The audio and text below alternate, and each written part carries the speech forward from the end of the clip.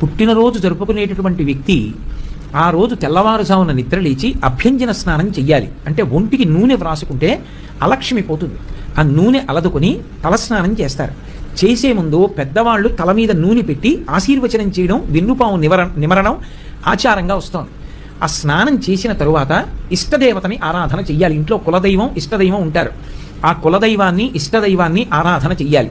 చేసిన తరువాత ఆవు పాలలో బెల్లం ముక్క, నల్ల నువ్వులు ఈ మూడు కలిపినటువంటి పదార్థాన్ని మౌనంగా తూర్పు దిక్కుకు తిరిగి కూర్చుని 3 మార్లు చేతిలో ఆచమనం చేస్తే ఎలా తింటామో అలా 3 మార్లు వేసుకుని లోపలికి పుచ్చుకున్న తర్వాత 7 చిరంజీవులు ఉంటారు.